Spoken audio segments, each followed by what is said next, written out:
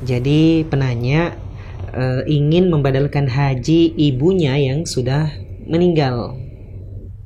Iya, tapi merasa tidak adil, jadi beliau pun mau kalau sekalian membadalkan haji ayahnya dan juga suaminya yang sudah meninggal. Tapi beliau ini hanya mempunyai kemampuan finansial untuk membadalkan haji satu orang. Iya, karena beliau ini sudah punya anak, sudah punya menantu begitu, Ustaz. Jadi dia minta bantuan untuk saudaranya dan anak-anaknya membadalkan ayah dan suaminya, bapak dan suaminya. Tapi mereka pun yang dimintai tolong ini, Ustaz, juga belum memiliki kemampuan finansial untuk itu. Apakah dengan kondisi ini, apakah badal haji itu diharuskan, Ustaz? Baik. Nah, badal haji hukum asalnya adalah boleh, tentu dengan syarat-syaratnya. Ya, syaratnya bahwasanya orang yang membadalkan sudah melakukan ibadah haji sebelumnya. Sebagaimana yang Rasulullah SAW katakan kepada salah seorang sahabat, hujja an nafsika thumma hujja an syubrumah. Hajikan dulu untuk dirimu, setelah itu barulah engkau boleh menghajikan si syubrumah yang merupakan keluarganya.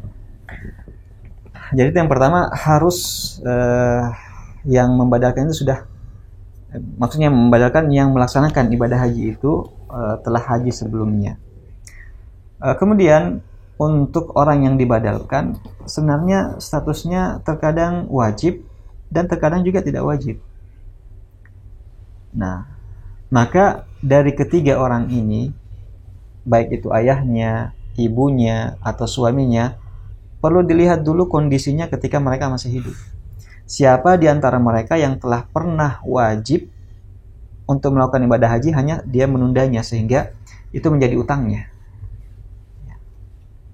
Kita ketahui bahwasanya wajib haji itu adalah walillahi 'alan nasi hajjul baiti man istata'a ilaihi sabila.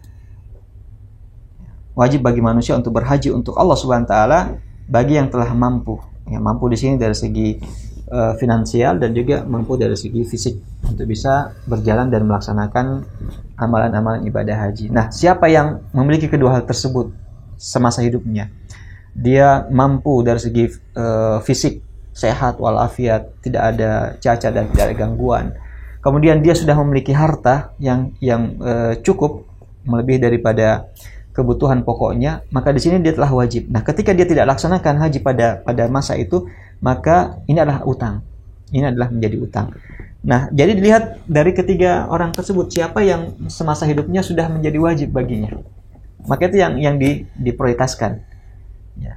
Kalau yang tidak wajib, maka tidak mesti harus dibadalkan. Jadi dilihat yang mana yang ketika hidupnya itu telah pernah wajib, hanya saja dia melalaikannya, maka inilah yang perlu untuk diperhatikan, diprioritaskan.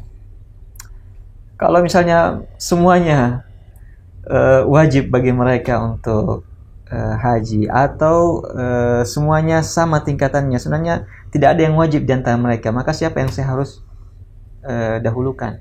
Siapa yang harus dia dahulukan? Nah, ini kalau misalnya harta itu adalah misalnya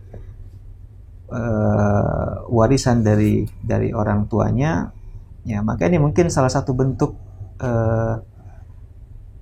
timbal balik, ya, kebajikan kepada orang tua.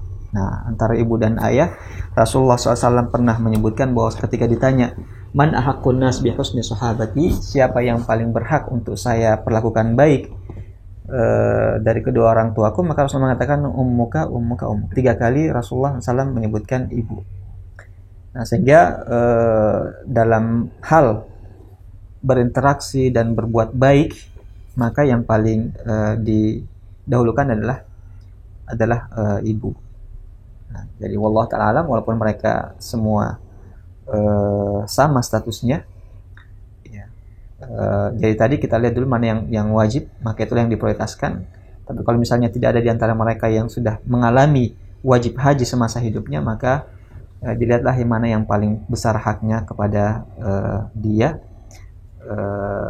semasa hidupnya. Wallahu ta'ala alam.